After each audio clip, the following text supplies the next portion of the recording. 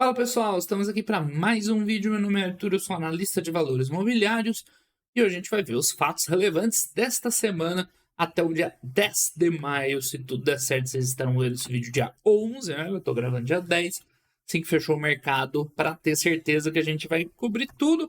Uma semana paradoxal, né? Saiu o resultado pra caramba aí. Eduardo trabalhou até de madrugada para atualizar os resultados do site. Não consegui ver nem metade do que eu queria ainda. É muita empresa divulgando resultado, mas de fato relevante mesmo ficou meio vazio, né? A gente já vai ver, tem nada demais aí. Esse vídeo eu vou ter que dar uma esforçada para fazer render, tá? Mas, enfim, faz parte, né? É bom que a gente foca mais nos resultados das empresas. Tem muita empresa que divulgou resultados essa semana e ainda vai ficar um número bom para a semana que vem, tá certo? Então, acho que o último tema importante que a gente, né, discutiu semana passada foi essa questão da Sabesp, que está caminhando para, né, os passos burocráticos intermináveis para privatização, entre aspas, né? Lembrando que privatização é um termo genérico, né? O que vai acontecer, o governo vai abrir mão do controle, né, pela venda de ações e tudo mais. Mas aí tem que aprovar aqui, ali, tá, aparecer, e foi aprovado na Câmara Municipal lá, né? Um dos passos e segue a caminhada da Sabesp, ainda cedo para né, se emocionar com isso, né? Ainda muita coisa vai acontecer. Beleza, seguindo aqui, tá? Vamos embora. Uns dias meio parados. Teve feriado essa semana? Não, né? Dia primeiro foi semana passada. Enfim. Vida que segue, nada demais. Ah, Cora Saúde, eu tava dando uma olhadinha lá, né? O pessoal tá meio, né, de olho. Peraí, deixa eu ver se vai carregar aqui, ok. É aquela bordinha lá da Internet Banking e tal. Ela tá rolando uma coisa parecida com o que rolou no Burger King, né? Na Zamp, com o fundo Mubadalo. Eu sempre me enrolo pra falar o nome do diabo desse fundo. Tá? Então a Cora Saúde também, né, está pensando em sair do novo mercado. Tá? Enfim, é aquilo que eu falei na Zamp. Antes disso, tá? Eu não acompanho a Cora Saúde, tá? Nunca fiz vídeo dela, então não sei nem dizer pra vocês se é uma empresa interessante ou não, tá? Mas a gente olha de tudo um pouco. Eu podia até dar uma olhada quando tiver um tempo na empresa, tá? Mas o que parece olhando pelos números aqui por cima?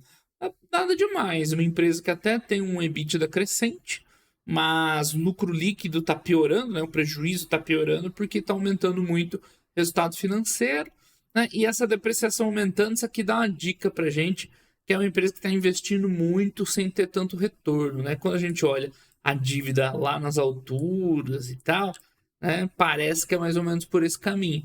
Então, né? Enfim, como eu falei, não acompanho essa empresa, mas só de olhar aqui parece que é mais ou menos esse caso. Com certeza não é uma empresa de geração de valor e tal. Aí o cara olha, cuidado com isso, tá? Olha a receita crescente, EBITDA crescente, e parece que é uma empresa boa, né? Não, tá crescendo, só falta resolver isso aqui. Na verdade, o que só falta é o principal, né? Porque crescer fazendo aquisições quaisquer aí, falar, vou sair comprando empresas e tal, né? Beleza, meio que, não vou dizer que qualquer um cresce, qualquer um faz, porque não é assim também. Mas, tipo, não é tão difícil para uma empresa sair comprando, você vai ver crescimento de receita, mas o que importa é a geração de valores. Você vê que ela está entrando num buraco de lucro líquido, com endividamento muito grande, né? Prejuízo cada vez maior, termo de cotação só caindo, então não é nada animador para a empresa, tá? Trabalha com equipamentos médicos hospitalares, enfim, mas os números não são bons. E aí, voltando ao fato relevante, tá? Como é que foi? Quem que recebeu os controladores? Os a Cora recebeu uma carta dos controladores, ou seja, né, dos próprios donos, solicitando convocação para, né, deliberar sobre a saída do novo mercado, ok? Quais os eventuais possíveis motivos para uma empresa saber isso, fazer isso, né? É escapar do normativo do novo mercado. De qualquer jeito, nada, nunca é muito bom, tá? No caso da Zamp, por exemplo, né, o pessoal deixou uma dica que seria para eventualmente emitir ações preferenciais. Poderia ser o caso aqui deles também, né? Casa um pouco, porque a empresa com toda essa dificuldade que a gente viu, né, tá com... cadê? Deixa eu só ver aqui o controle, como é que é. Ó, exatamente, casa bem isso, já vou explicar. Né? Tem um controlador com mais de 50%. Aí tá precisando de dinheiro. Uma das formas de você levantar dinheiro é aqui, ó, emitindo ações. Aumentando novas ações. Só que se você emite... Nossa, hoje tá difícil, hein? Se você emite novas ações ordinárias, levanta dinheiro, a empresa está no novo mercado, só pode emitir ordinárias. O que vai acontecer com essa participação aqui? Vai diminuindo, né? Aí, até eventualmente, né, esse controlador perdeu os 50%. Então, esse é um problema nesse caso aqui. Então, para sanear a empresa e tal, se você emitir preferencial, né, o controle vai ficar na mão ainda do controlador, porque ele está, né, com mais de 60% das ordinárias, você não mexe nelas, emite novas preferenciais, levanta dinheiro, né, e você consegue levantar dinheiro sem comprometer o controle, tá? Então, seria, tá? Como eu não acompanho a empresa, não faço ideia se esse é o motivo, seria um dos potenciais motivos para sair do novo mercado. De qualquer forma, nunca é nada muito positivo. Não é legal as empresas darem passos atrás para, né, nesses pontos de governança e tudo mais. A gente falou isso no caso da Zamp, né? Infelizmente, tomara que não vire moda, né?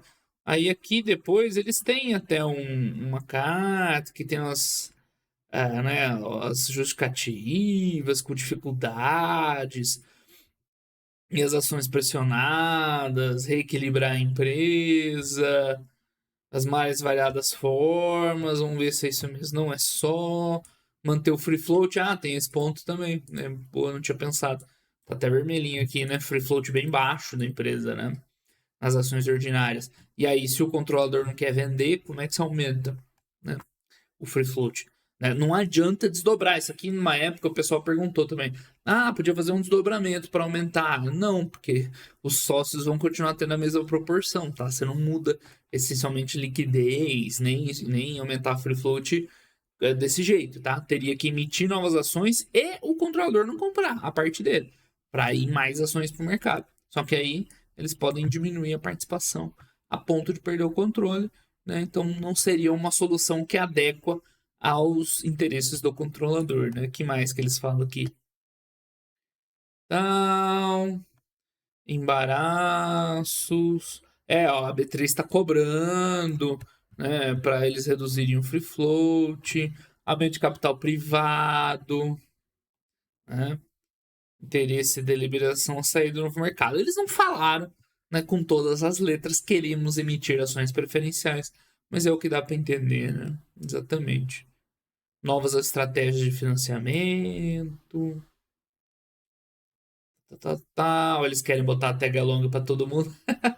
Legal, né? Aqui, ó. Apareceu. Ações preferenciais caso venham a ser emitidas. Né? Então, é um caso semelhante ao do Zamp mesmo. Não é legal, né? Com certeza não é legal. Enfim, empresa que se vire, que resolva os seus problemas, né? Sem precisar passar por isso, né? Qual que é um outro complicador dessa história, né? Pelo visto, pelo visto não. Para você caminhar para trás no segmento de governança, tá? A princípio você tem que disparar uma OPA. Né? Isso aí é na regra lá do novo mercado e tudo mais. Aí o que eles estão querendo fazer é, na Assembleia que aprovaria isso, também dispensar a realização da OPA, né? Olha só que legal. Né? Existe um dispositivo para dificultar alguma coisa, né, que prejudicaria os interesses dos minoritários da empresa. Aí você não só volta, mas também vota para cancelar o dispositivo, né? Isso aí não é legal, com certeza não é legal, tá? Enfim, chega, né? Já falamos demais aí da Cora Saúde.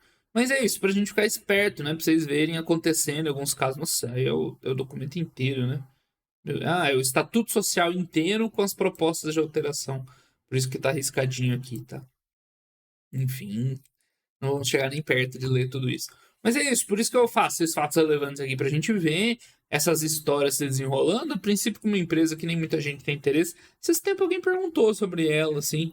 Perguntou não, fez um comentário, né? Ó, eu tô vendo aqui, recompra. Ó, o free float caindo, né? Os caras estão recomprando muito. O custo financeiro tá ruim. É uma coisa bem esquisita, né? Deixa eu ver se o Eduardo viu ela.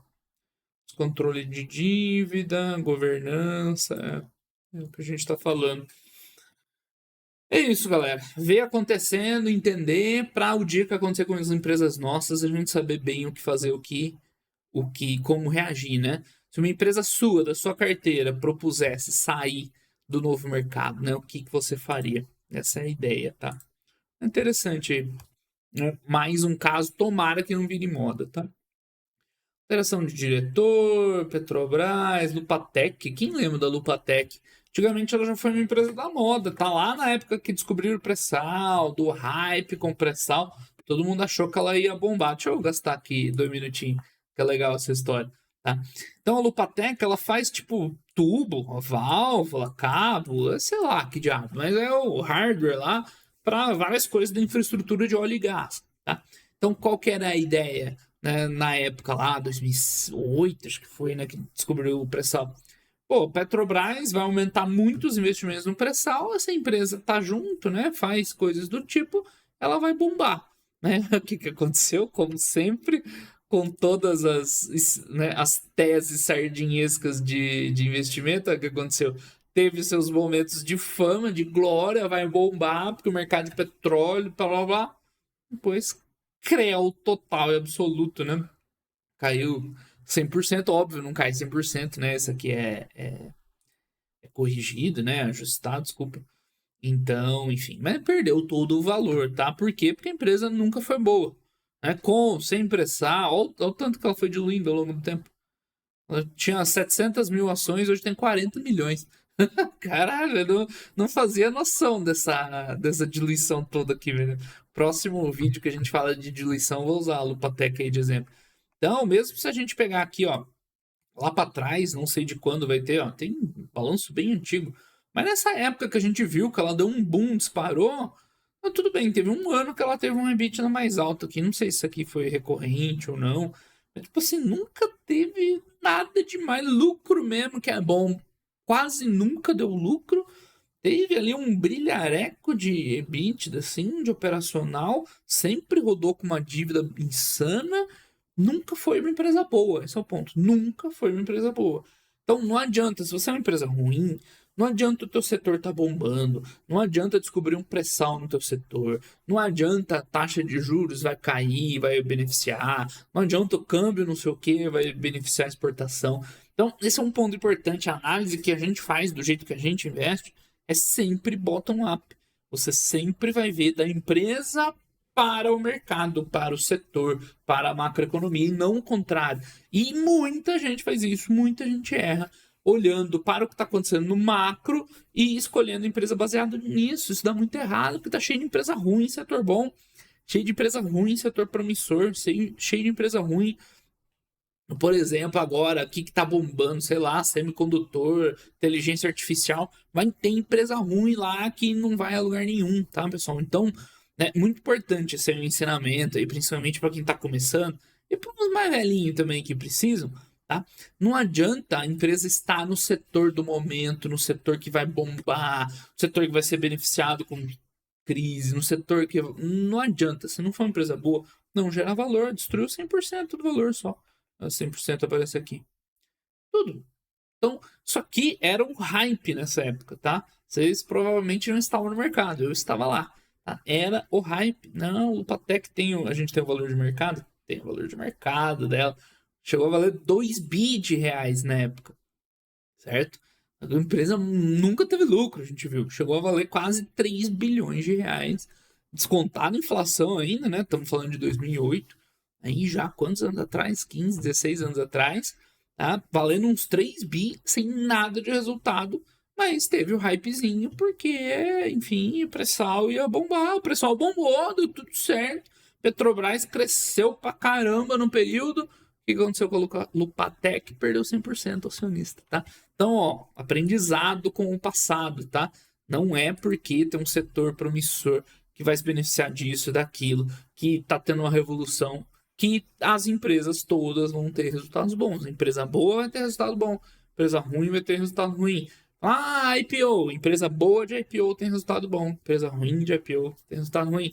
Ah, empresa que no momento de crise, empresa boa no momento de crise vai bem, empresa ruim no momento de crise vai mal. Então, no fundo, a gente tem que descobrir o que é a empresa, aprender, né? como faz para separar a empresa boa e a empresa ruim. É isso. Isso vai funcionar na crise, na bonança, né, no longo prazo, em tudo. Tá? É aí que está o segredo, tá? Não é em não comprar empresa de IPO, não é comprar no hype, não é comprar com notícia, todo o resto é ruído, que atrapalha o aprendizado e a tomada de decisões, tá certo? Eu nem sei por que eu abri a Lupatec aqui, nem vi o fato relevante. Mas enfim, é isso, cara. A empresa, vocês viram a destruição de valor que foi. E era o hype da moda na época, tá? Falando em hype e destruição, a outra enrolada lá, no Braskem. Roladaça, valide emitindo debênture, conversão, sei lá do que deve ser, divulgamento de resultados, swap de ativo. Aqui, né, as empresas reportando. Deixa eu falar um pouquinho sobre isso, né? As empresas reportando já os problemas operacionais em relação ao que aconteceu no Rio Grande do Sul, tá? Isso aqui serve para qualquer empresa, enfim.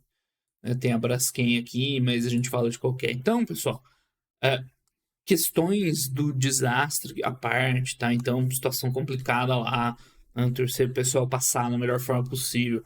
Quem puder ajudar de alguma forma lá, né? Seria legal, tal, fazer a nossa parte, né? Um desastre muito sério, muito grave, todos os pontos de vista, né? No primeiro momento, humanitário é o mais grave, assim, mais premente. E também vai ter impacto financeiro em várias empresas, não só na Braskem. Eu vi o pessoal da agricultura comentando, né? Vai mudar a dinâmica lá de alguns produtos. Vi Renner falando sobre isso. Que mais? Enfim, todo mundo que tiver alguma coisa ali, né, relacionada vai ter um impacto pequeno, maior, menor, né? A depender do que foi, né, pesado. Então, assim, o que dá para fazer agora como investidor? Tá? Não estou entrando no mérito da parte humanitária, que eu sugiro que vocês, né, tenham aí uma posição legal, positiva quanto a isso, tentar ajudar e tudo mais. Não entre nas noias que tem muita gente entrando aí da internet, né? Faça seu papel aí de cidadão. Mas falando aqui o que eu posso falar, né, sobre investimentos, que eu sugiro a você, porque, claro, não dá para abordar cada empresa individualmente, tá? Veja o quanto a empresa que você tem, né, pelo menos tem essa previsão de ser impactada. É assim, agora, nesse momento, meio por cima, assim. Então, sei lá, a Renner falou lá que fechou um número X de lojas lá que era pequeno. Só para ver se é uma coisa que é game changer, porque às vezes pode ser. Às vezes pode ser algo que, sei lá, vai destruir os ativos de uma empresa. Eu, sinceramente, acredito que não é o caso de nenhuma das empresas de capital aberto. Pelo menos não das mais conhecidas que a gente conhece. Que, tipo, você vai olhar e vai ter algum impacto game changer, assim, de mudar a empresa totalmente. Provavelmente para pior, no caso, né? Se não for nada game changer, assim, sei lá, a empresa tem 2 fábricas, 2 foram destruídas. Ou, sei lá, a empresa tem 10 lojas, 8 lojas foi arrasada. Pessoal, deixa pra lá. Faça o que você puder fazer para ajudar, deixa passar isso aí e depois avalia, porque agora é muito especulativo, é muito loucura, tá tudo muito recente, muito no calor do momento e tal. Então, assim, ó, por exemplo, para Braskem é relevante até porque é 30% da capacidade de produção, mas é só de eteno, né, no Brasil. Então, assim, um trimestre que vai perder ali a 30% de um dos produtos que eles têm durante alguns dias, não vai ser o trimestre inteiro, você não vai mudar nenhuma empresa, tá? Renner ficar com algumas lojas lá fechadas também não vai ser o que vai impactar a Renner. E assim, lojas Quero, e assim Unifique, que também tá com problema de fornecimento lá de internet. E assim, todas as empresas, a locadora de veículo que tem loja lá em Porto Alegre e região, tá? Então, esses impactos aí que eu tô falando, dos que eu vi, dos que eu lembro de cabeça, nenhum deles vai mudar a empresa nos seus fundamentos. Então, pessoal, deixa rolar, deixa passar, né? Faça o que puder para ajudar. Pois no final do outro trimestre vê o quanto impactou, mais ou menos, mas enfim, né? Vida que segue, faz parte do investimento em renda variável, tá? É óbvio que você tem que dar uma olhadinha para não ver se não tem nada que assim, acabou com a empresa, né? Acabou, a empresa não vai conseguir se recuperar ou vai demorar anos para se recuperar. Aí, só nessa situação seria um caso, né, para você pensar em tomar uma decisão de investimento, de vender, de sair, alguma coisa do tipo. Mas só se fosse um negócio assim, tá?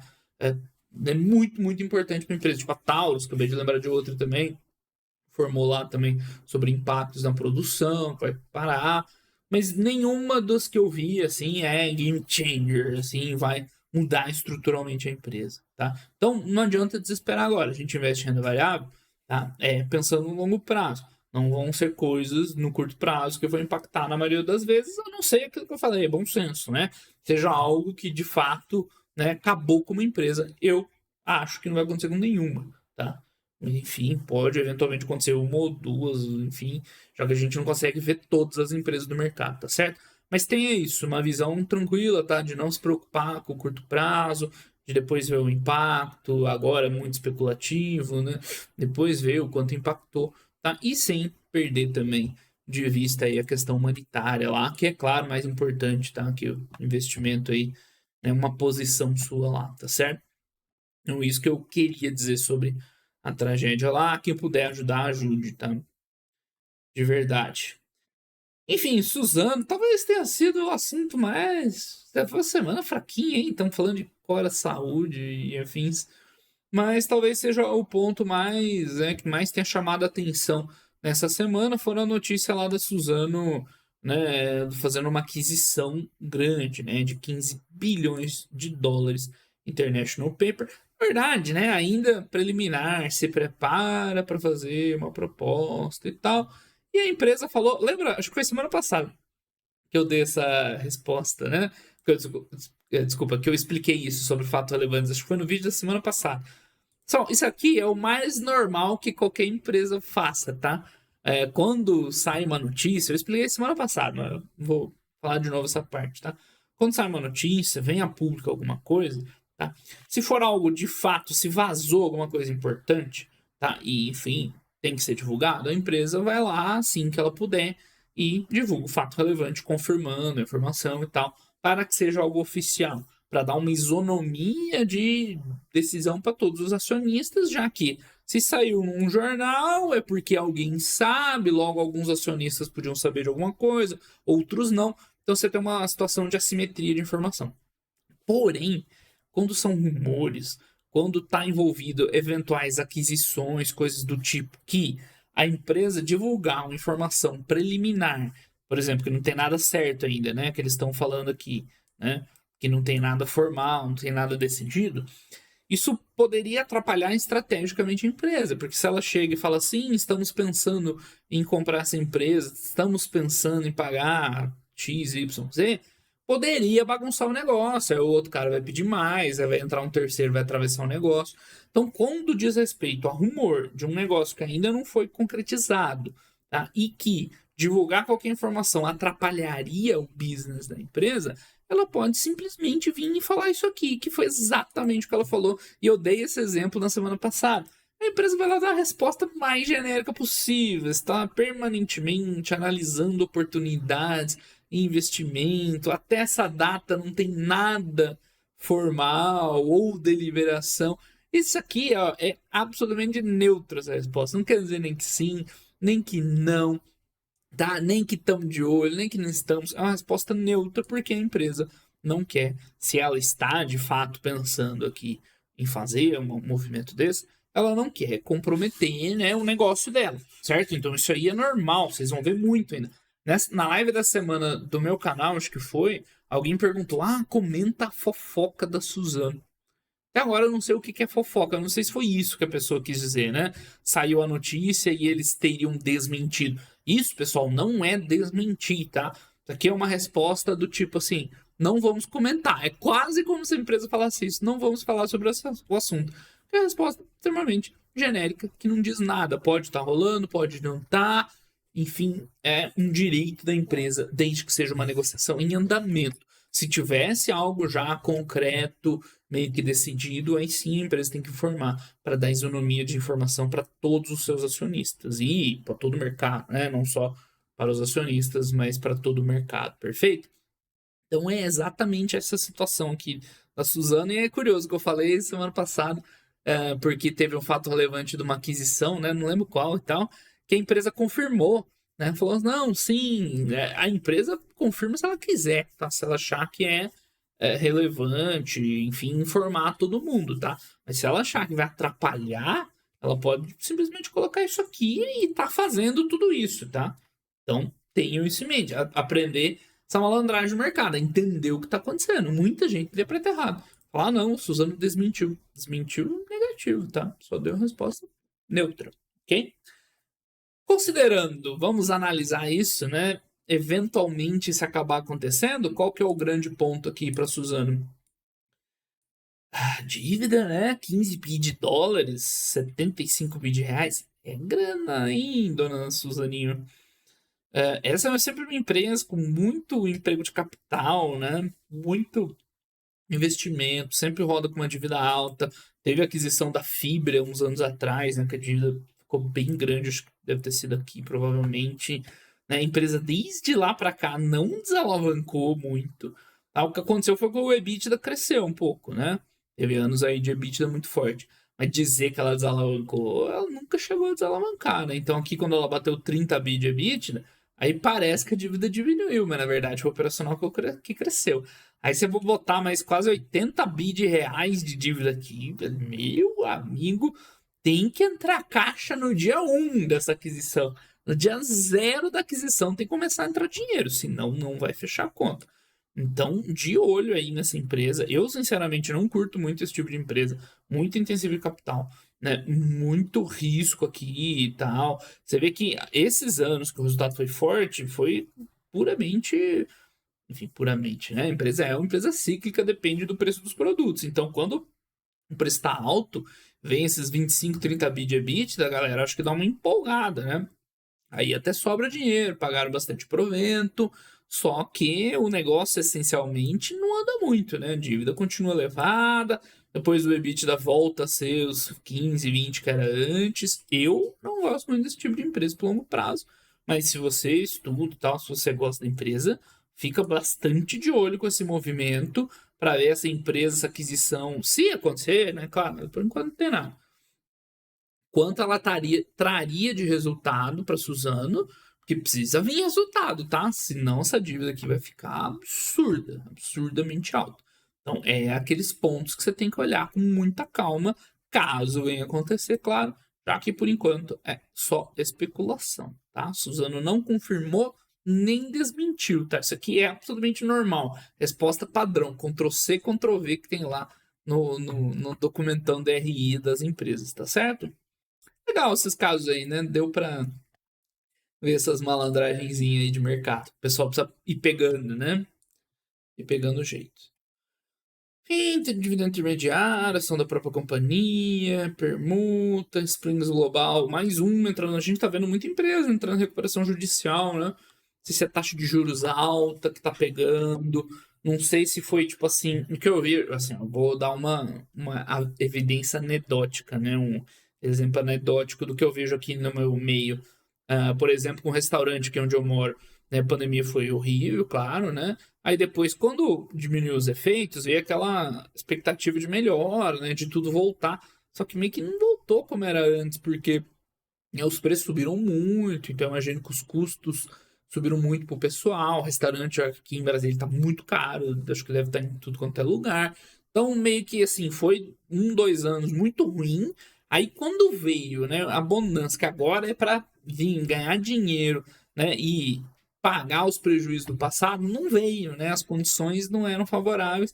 Então o que aconteceu foi uma quebra meio tardia. Então agora eu tô vendo, né, muito lugar, principalmente de alimentação, fechando, trocando e tal, pós-pandemia, né? Depois de alguns anos da pandemia, porque durante a pandemia todo mundo segurou, na expectativa, não, vai vir anos melhores e vamos recuperar o prejuízo, e esses anos melhores não foram tão bons assim, então não sei se isso também acaba acontecendo aí na renda variável, mas a gente está vendo, ó, bastante empresa de recuperação judicial, né? Na verdade é o mesmo grupo, não é? Não sei se é o mesmo grupo das empresas lá de roupa de cama e tal, talvez seja. Né? E a gente está vendo direto aí aparecendo recuperação judicial, né? Enfim, tem acontecido bastante. É, é tudo o mesmo grupo aí, dá a impressão que tem 15 empresas, não, é o mesmo grupo. Enfim, pagamento de dividendo. Isso aqui da Brasil Agro fala alguma coisa sobre a questão do Rio Grande do Sul? Acho que não. Esse fato relevante aqui da Brasil Agro é legal, tá? Porque a Brasil Agro, no começo da safra, você acompanha o que ela pretende fazer, ela dá uma área plantada, estimativa de colheita e tudo mais. E dali até a colheita, efetivamente, não tem muito o que fazer, cara. A empresa vai plantar, vai colher, e lá no final você vê o que deu. Então, o pouco que dá para fazer no meio do ano, assim, para o acionista da Brasil Agro, é ver essas projeções, que eles vão dando uma atualizada, assim, conforme vai passando o tempo, né? Então, ele sabe se deu certo o plantio, se não deu, se fez tempo bom, se fez tempo ruim, choveu demais, se choveu de menos. Eles vão atualizando só para ter uma noção, né? Então, isso aqui é a última safra, né? 2023, 22, 23, para a gente ter uma noção. E essa é a safra que a gente está no meio agora, né? Já está colhendo bem, já a soja e tal. Então, tinha uma estimativa um pouquinho maior, né? 10% maior do que o ano passado. E com tudo que aconteceu, clima, blá, blá, blá, blá, blá, blá, né? A projeção neste momento é de uma queda aí de 8%. Até um resultado parecido com o de 2022 e 2023, lembrando, isso aqui é só a área, tá? Por enquanto, tem outras variáveis. Então, provavelmente teve eventos adversos, climáticos, tudo mais, que levou eles a, né, suspender alguma área plantada lá. Então, né, uma área um pouquinho menor do que o planejado e a produção bem menor, né? Então, esse aqui pesa mais, porque né? Além de tudo, tem a questão climática e tal. Você vê que safrinha, né? Os caras ia rolar, não rolou, então deve ter atrasado o plantio ou um clima não favorável. Então a previsão dessa safra ela é bem menor, desculpa, é bem abaixo do estimado, é um pouquinho abaixo do que foi ano passado, tá? Por conta, enfim, aí depois tem que ver o resultado lá e tal. Mas isso aí, né? Eventos climáticos, atraso que não dá para plantar safrinha. O safrinha ainda teve a questão de preço, né? O preço do milho não tá bom, então eles deliberadamente não vão plantar, né, o safrinha, porque, enfim, a margem não seria boa e tudo mais, tá certo? Então, ó, que eles estão explicando, né? Preço do milho, que eu acabei de falar, condições climáticas, né? Janela de plantio, que é tempo, né? Atrasou, aí não dá tempo mais. Então, e aqui é a mesma coisa, né? Área plantada um pouquinho menor, condição climática e tudo mais, tá certo? Sem nada absurdo e tal, só ver que vai ser um ano mais fraco, né? Tal, um pouco. Assim, enfim, não vai ser tão diferente dessa última safra. Claro, ainda tem que pôr os spreads de custo de plantio, de valor a ser vendido, tá? Então não vai ser um ano muito bom. Isso para SLC também e tudo mais, tá? Mais alguma coisa que eu não lembro. Ah, tem a parte de cana, né? Cana um pouquinho diferente dessa lógica e tudo mais. O de cana tá mais ou menos legal, assim, né? Lembrando que a safra é diferente de cana, tá? É um outro período e tudo mais. Cana tá ok, mais ou menos. E pecuária não é core business e tudo mais para eles. Custo de produção, isso aqui é interessante, tá? Então, você vê que eles não colocam consolidado, né? Mas dá para ver que a estimativa de custo de produção para esse ano ela era, em geral, bem menor nos principais produtos, né? Soja, milho, safrinha e tal. Mas na hora do vamos ver, né? Deu uma apertada aqui, principalmente no milho. Por isso que eles provavelmente decidiram parar de plantar, né? Então teria aumentado aqui, tá certo? Agora, soja, o que tudo indica, vai ser um ano bom, né? Porque, deixa eu ver se tem área aqui de soja. Caiu só 18%, né? A produção, ó, a estimativa de produção. Vai ser mais ou menos fraco. Vai produzir um pouco menos, mas vai ter um custo um pouco menor, vai compensar, né? Menor aqui. Enfim, né? Não vai ser um absurdo de ruim, tá? Mas vai ser um ano um pouquinho mais fraco no geral, né? Lembrando que milho vai cair muito, soja um pouco menos, um pouquinho de tudo. É o que dá para acompanhar na Brasil Agro ao longo do ano. Já que olhar a DRE da Brasil Agro, esquece, tá? Não serve para nada. Enfim, notas comerciais, o Banco do Brasil pagando dividendo. Isso aqui eu vi que o Eduardo colocou no e-mail de fatos relevantes, tá? Enfim, vocês sabem que eu não gosto muito dessas empresas, Redditor, Hapvida e afins, tá? E aqui, essa parceria que eles estão tendo é com o Bradesco, mas no sentido da parte de saúde do Bradesco, tá? Já que o Bradesco é bem forte nesses seguro-saúde, plano de saúde e tal. Então, não é como o Bradesco Banco Investimento, tá? Só para deixar bem claro isso, que é mais, né, algo operacional pelo lado da Bradesco Saúde, tá? Não do Bradesco Banco investindo nessas empresas. Enfim, pelo que eu vi por cima, parece que vai um resultado um pouquinho melhor para essas empresas aqui, mas a crise está pegando pesado, né? Pelo setor de saúde já tá faz um tempo bem complicado. Foi um daqueles setores, né, que a pandemia bagunçou e meio que não voltou direito ainda. O endividamento tá muito alto. Cuidado, tá? Com a questão né, da entrada da Sul América, que entrou caixa, mas, né, não é caixa da empresa, é float. Um grande ponto é que essas empresas giram muito, é muita receita para pouco resultado. Eu não gosto desses business e, enfim, tem vídeo no meu canal explicando o porquê disso, tá? Enfim, isso aqui a princípio nada muito interessante pra gente. Cogna também divulgou o resultado, revisão para o Cogna eu não olhei ainda, é muita empresa essa semana, mas deu para ver que a Vasta já jogou o gás para baixo, né? Não deve estar muito fácil. A Vasta para mim seria né, que tem uma chance melhorzinha assim, de ter resultado um pouco melhor. Mas, né, o Guides para baixo não é muito animador, enfim. Companhia e a Cogna, essa não deu tempo de eu olhar ainda, tá? Investimento da Copel, mas ativos pequenos, Marisa enroladaça, né? A gente já falou aí nos últimos vídeos.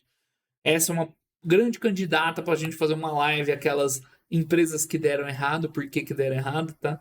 Marisa tá na listinha para a gente fazer. E, enfim, aprovou que é aumento de capital. Meu Deus, né? Desastre. Vamos ver se ela já diluiu muito. Esse gráfico aqui da base acionária, ele é fantástico, tá? No Fundamentei, fantástico. Que aí você consegue ver, olha lá, ó, né? As consequências das empresas ruins. Vai diluindo a base acionária de um jeito, né, sinistro. Porque se você não olha isso aqui e você olha só a tabela, às vezes não dá para ter noção do quanto a empresa piorou, né? Do quanto que o negócio tá ruim e tal. Porque quando tem uma diluição dessas, entra dinheiro no caixa, né? Então dá uma segurada na dívida, não deixa, né, virar aquele snowball, aquela bola de neve, e piora. Tá? Então, aqui é importante você ver se a empresa fez grandes diluições ao longo desse período para ver o impacto que teve. Agora a gente viu a Lupatec lá, fantástico. Eu descobri mais uma para usar de exemplo, né? Lupatec, mega diluições, tá? Então, Marisa, um grande problema. Como eu falei, candidata a gente fazer um vídeo de empresas que deram errado, tá? Então, esse aumento de capital aqui vai destroçar a empresa, hein? 1 bilhão de ações. Meu Deus, quantas ações essa empresa tem? Vou voltar lá. E é isso mesmo? Ela tem 60 milhões de ações ou é em dinheiro isso aqui? Meu Deus, não quero nem fazer conta. 600 milhões de reais e ela tá valendo quanto? Meu amigo, essa diluição é game over pra Marisa, tá? Game over total. A empresa tá valendo 100 milhões de reais e vai emitir não menos que 600 milhões, ou seja, você vai ser diluído, mas muitas e muitas e muitas e muitas vezes, né? A gente fala aqui de diluição de 10%, 20% já começa a ficar alto. Não, meu amigo, isso aqui vai diluir muitas vezes, né? 500% e tal. Nossa, aqui seria uma pá de cal, né? Vamos aguardar, não tem nada certo ainda, né? Potencial aumento, mas isso aqui acaba com a empresa, tá? Aí ela vira história mesmo. Resultado, desktop, proventos da Taesa, cuidado aí hein, com as Taesa da vida. Mills fazendo aquisição, ela divulgou junto com o resultado dela, resultado legal. E mais uma aquisição, cara. A Mills bem bacana, né? É uma das empresas legais aí. Foi bacana acompanhar no meu canal. A gente viu ela, assim, né? Já faz tempo. Não vou dizer desde o começo, porque eu não vi ela bem no fundo da recuperação, mas logo que ela começou a melhorar, já teve vídeo no canal. Foi uma boa empresa que a gente acompanhou, melhorando, se transformando, fazendo mais uma aquisição, entrando em mais uma linha de negócio. Enfim, ela já alugava empilhadeira, né? Mas deve ser um tipo diferente, um jeito diferente. Não, é verdade, ela não alugava empilhadeira, era outro tipo de coisa. Eu confundi lá os trem que levanta lá com empilhadeira. Verdade. vai entrar com uma nova empresa que entrega 65 milhões de EBITDA por ano, né? Nada mal, nada, né? 65 milhões, né? Cadê? Ó, a Mills teve os seus problemas no passado, olha aqui a diluição, né? Mas ela fez um turnaround fantástico. Quem quiser conhecer mais, tem bastante vídeo no canal. Ali, ó, ótima empresa e tal. Enfim. Mas só a gente rolando, ó, nada, mas 10% de resultado com essa aquisição. A empresa está tranquila de caixa, né? Muito bons os números da Mills e toda essa trajetória dela, né, nessa recuperação da empresa. Olha só que lindo, né? Gráficozinho do turnaround, tudo dando certo, né? Bem legal. Beleza, Mills. Decisão do CARF, o que aconteceu? Isso eu não tinha visto. Mas recente aí eu não tinha visto ainda. Acionistas. Publicações não estão acuradas. A discussão sobre dedução de ágio de aquisição de novo. 45%. 700 milhões. Tal. O que é de uma maneira geral esses casos? Isso eu não tinha visto ainda, tá? Ó, tá rendendo o vídeo hoje. Achei que ia ser esvaziado, deu umas boas discussões. Quando você faz uma aquisição numa empresa, tá? Geralmente você tem uma entrada, né, de uma linha do intangível que é o ágio de aquisição, né? O que é isso? É a diferença entre o patrimônio que você está incorporando da empresa que você comprou e o valor efetivamente pago. É muito comum que você pague mais que o patrimônio líquido das empresas. Na verdade, o contrário é bem raro hoje em dia, né? Você pagar mais caro do que mais barato do que vale o patrimônio, tá? Então, o normal, você vai comprar uma empresa aí, você vai lá, você pagou R$ 1 bilhão e tinha 500 milhões de patrimônio líquido, 100 milhões, enfim, depende do negócio. Essa diferença, tá, é lançada no intangível como ágio de aquisição. E aí tem uma série de regras sobre o que desse intangível você amortiza ou não, tá? Então a regra é diferente no Brasil e no exterior, é uma esfera bem complicada, tá? Não é assunto pra gente discutir hoje aqui. E é muito comum que nessas grandes empresas que fazem grandes aquisições, por exemplo, B3, tá? Tem discussão lá no B3 também. Que a empresa quer? A empresa quer amortizar o máximo possível, porque, né, com a despesa de amortização sendo lançada na DRE, sendo que não vai mudar em nada, né, esse é um ativo intangível que não muda em nada para a empresa, amortizar ele ou não, dane-se, é o que? A despesa na DRE é um lucro menor e, consequentemente, um imposto menor. Então, isso que é dedutibilidade do ágio amortizado.